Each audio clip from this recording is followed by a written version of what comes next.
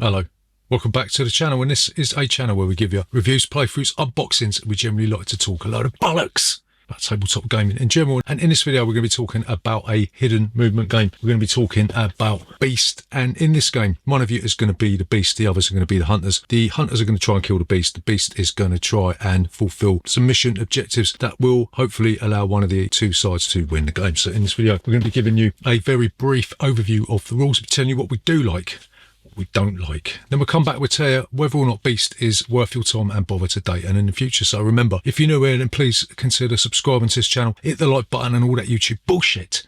We'll see you after this. Bollocks. So Beast, how'd you play this game?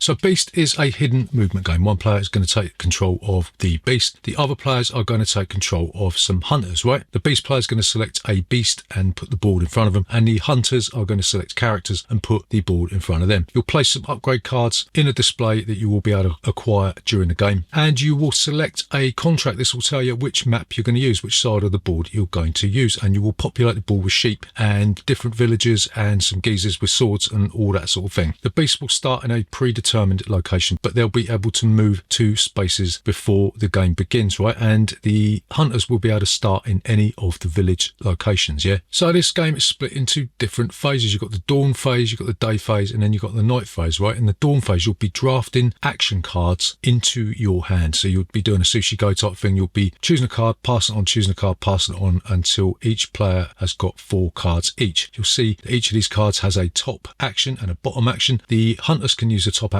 and the Beast can use the bottom action, right? So you've got to be very careful that you're not gifting a decent action to your opponent. So during the day phase, this is where you'll be playing cards to take actions, yeah? You could play 1 blue card and 1 red card, or you could just play a blue or a red card, right? But you can't play 2 of each colour. You'll play the card, you'll take the action that's on the card. These could be move a space, or you could attack. If the Beast moves, it will move in secret, and you'll take a card from the movement deck and you'll place it on the relevant spot on the board face down, right? There's also like a little mini map that you can use to show where you actually are on the board, right? So the currency in this game is grudges, right? The Beast gets grudges if they kill small defenseless animals, and the players get grudges if they fulfill some contract objectives during each round. So if the Beast wants to attack, they will have to reveal themselves. They'll get their cock out. Actually, no, they won't, because some of these beasts don't actually have any sort of genitalia. I haven't actually looked that closely, but I'm assuming that they don't, right? But yeah, they'll reveal themselves and then they will take the action, right? And then they'll be able to kill a sheep or whatever. You can pass in this game, but you can only pass, I have to check this because it is a little bit confusing, you can only pass if there's no other player with fewer action cards in hand than you, right? So I've got, hang on, if there's no other player with fewer action cards in hand than you. If the other players have got more cards than you, then you can't pass, right? Or maybe I got that wrong. But you can pass as well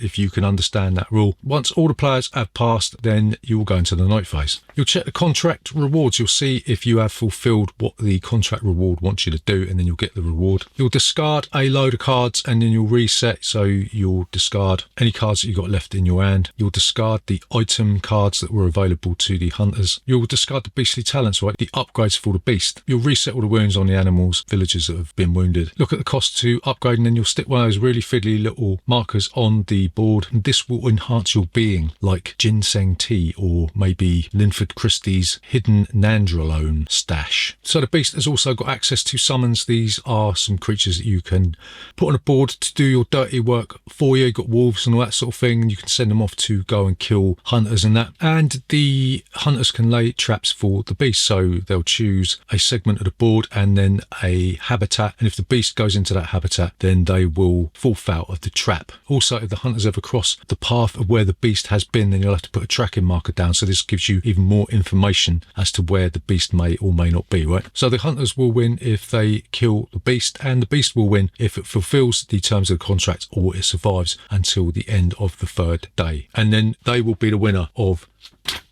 Beast. So what do we like about Beast?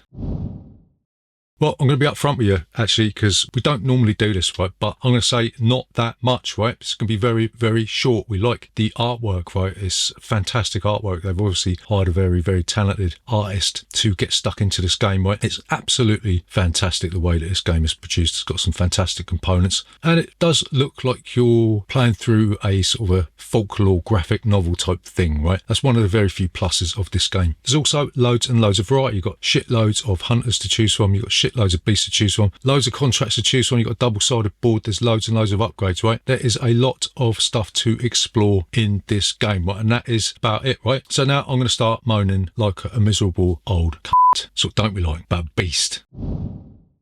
So the first thing that we don't like about it is that it sells itself as a hidden movement game. But in effect, when push comes to shove, it's not a hidden movement game at all, because in order for the beast to actually do anything, they're going to have to bloody well reveal themselves, right? You're not going to get any sort of currency, not going to be able to get any grudge to buy upgrades unless you kill sheep, right? And that is going to be the terms of the contract. You're going to have to reveal yourself in order to win. So it's not a hidden movement game at all. The only time you're going to stay hidden was when you can't do fuck all, right? And that just makes my brain twist into the shape of a portion of fusilli. So the second thing that we don't like about Beast is the tracking system is done through cards, right? And when a hunter goes into a space where you've been, you've got to put a tracking token down, right? And it's mentally impossible to remember where you've been, right? Unless you've drawn a little map by yourself. The card system is completely and utterly batshit crazy, right? You can end up with a stack of cards the height of the Great Pyramid of Giza, right? And going through those cards, backtracking through an hour's worth of gameplay just to see whether or not the hunters have crossed your path is completely insane. I know that somebody's created an app to do this for you, right? But that's not the point, is it? The point being that out of the box, the tracking system is just mind-bogglingly stupid. So the next thing that we don't like about Beast is that sometimes you are left with no cards to play at all, because there is effectively no basic actions in this game aside from discarding any card to move. You might end up with cards in your hand that don't let you attack, right? And considering the fact that grudge is really, really difficult to come by, you might not be able to upgrade your beast and get more cards into your hands. You're left with some cards that just let you do nothing. The fact that sometimes it's impossible to pass means you're just stuck there with cards that you can't do anything. You can't even pass. Maybe I got that rule wrong, but even if I have, that shows that the rule book isn't particularly clear either. So yeah, a lack of basic actions in this game, and the fact that the game relies on you to play cards, and sometimes the cards in your hand won't allow you to do anything. It just drives me out of the fucking wall. So the final thing, well, there's loads of things, but I'm fucking done with this. So the final thing that we don't like about Beast is that there is no climax to this game, yeah? The Beast is going to be moving around, popping up, killing a few sheep, and they're going to do damage to the hunters, or the hunters are going to do damage to the Beast. And the way that most of these games have ended for us is that the Beast pops up, attacks the hunter, does 4 damage or whatever it does, and that's it, they win. There's no feeling of accomplishment, there's no feeling that you've worked hard for this. It just feels like you've been in the right place at the right time, and you haven't really worked towards your victory, right? So yeah, the lack of a crescendo or some sort of climatic event at the end of the game is a serious faux pas. So is Beast worth your time and bother today and in the future?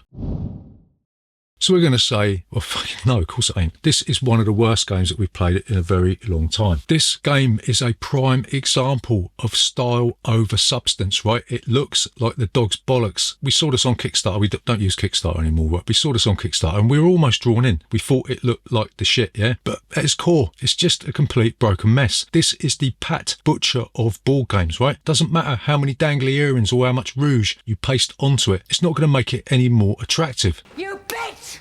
You cow! Look, I don't go out of my way to bash these types of games, right? I don't do this deliberately, yeah? I'm well aware of the time and effort that these things take to produce. I know that these people have obviously put a lot of work and effort into this thing. But when a game is this mechanically unsound, this feels like I've sort of built my house on a fucking swamp, yeah? And the tides come in and just washed it away. So we can't recommend Beast. If you want a hidden movement game, then go and get Fury of Dracula, Spectre Ops, and even Scotland fucking Yard. That is a better game than this. So there you go. That is Beast. Remember, if you're new here, please consider subscribing to this channel. Hit the like button and all that YouTube bullshit, yeah?